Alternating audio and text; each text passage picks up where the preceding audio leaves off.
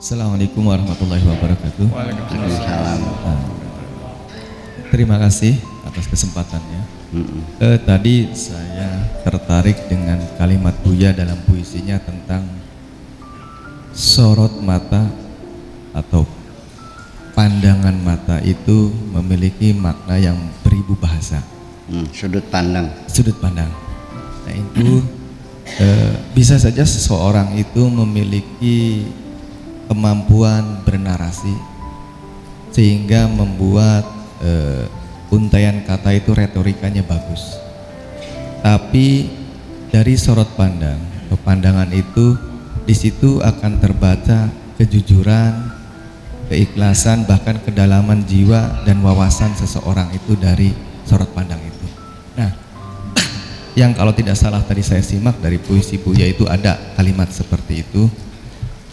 Saya hanya ingin mendapatkan penjelasan dari Buya kaitan tentang sorot pandang. Memang dalam sorot pandang atau pandangan atau sudut pandang atau apa yang sorot tadi pandang, ya. Sorot pandang kalau tadi tidak salah saya dari tatapan mata itu ada seorang itu bisa dibaca kejujurannya, kedalaman wawasannya, dan bagaimana ini untuk bisa dijelaskan kembali Buya tentang sorot pandang mata itu, kerningnya matanya, terus ada pandangan yang kosong itu seperti apa, mungkin itu perlu dijelaskan. Terima kasih. Iya. Begini, sebetulnya kan mata itu kan sebetulnya lensa dari hati kita itu sendiri. Ya, kalau mulut itu kan speaker, ya, corong dari hati kita sendiri. Dan tangan, kaki semua adalah prajurit-prajurit yang diperintahkan oleh sang komandan. Komandannya adalah hati kita sendiri. Makanya sebetulnya dari awal juga orang itu berkomunikasi itu tidak menggunakan bahasa verbal seperti ini. Awal pada zaman nenek moyang kita primitif itu mereka berkomunikasi dengan menggunakan isyarat, Pak. Sebelum kita menggunakan bahasa itu menggunakan isyarat dulu. Ya, mereka nggak tahu gimana ya dengan isyarat itu. Saling berkomunikasi dengan menggunakan isyarat. Artinya kalau makan, kalau gini, ya kan? Kalau begini, ya itulah langkah awal alat komunikasi manusia itu adalah dengan bahasa isyarat. Tetapi di sini ada kendala, bahasa isyarat itu bisa digunakan hanya di siang hari, Pak. Kalau malam hari nggak bisa bahasa isyarat. Sebabnya Pak, nggak kelihatan. Nah disitulah makanya manusia diberi otak oleh Tuhan itu, dia terus berpikir bagaimana caranya bisa berkomunikasi di malam hari. Dengan apa? Dengan suara. Bagaimana membentuknya? Itu dengan menggunakan bahasa imitasi. Menyebut nama-nama benda itu diambil dari suara yang dikeluarkan oleh benda itu. Sampai sekarang itu sisa-sisa artefak dari kajian antrolinguistik itu, artefaknya adalah di dalam bahasa Sunda. Banyak nama-nama binatang yang namanya dengan menggunakan suaranya, seperti meong. Apa artinya? Kenapa disebut meong? Kalau anjing kenapa disebut gogog? Kenapa kalau kambing disebut embe? Ini kan artefak dari antrolinguistik kita. Ya, jadi artinya bahwa sampai sekarang body language itu tetap menjadi satu kajian yang sangat menarik.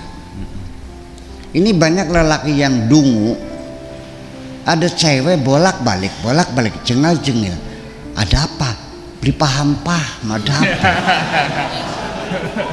IQ-nya jongkok ya. Itu dia pengen disapa, Bung. Oh gitu. Mana mungkin perempuan itu akan mengatakan dengan jujur, tolong dong godain gue. Iya. itu semuanya gerak-gerik, getar bibir. Nah, itu semuanya bisa kita pahami. Ya. Body language ini sangat antik sekali ya. Ya, bisa menjadi, sekalipun nanti tidak disebutkan dengan kepastian 100% ya. Karena masalahnya ketika wajah orang itu merah itu menunjukkan dia marah, kan gitu. Kalau orang itu ngomongnya gagap berarti hatinya lagi ragu-ragu. Orang kalau nanti air mata berarti sedih. Itu kan tidak 100% karena banyak orang yang saking gembiranya juga nangis kan. Nah, itulah persoalannya. Tapi body ini tidak bisa dibohongi bahwa sorot mata pun itu bisa berkomunikasi dengan mata. Aku tahu kok pandangan perempuan yang sedang jatuh cinta kepadaku, aku paham kok. Dan ketika aku melihat mata orang sorot yang berbeda, aku mengerti. Sudah, assalamualaikum, saya tinggal. Karena aku sadar dia nggak suka aku hadir di situ. Nggak usah diusir sama. Ya kan begitu.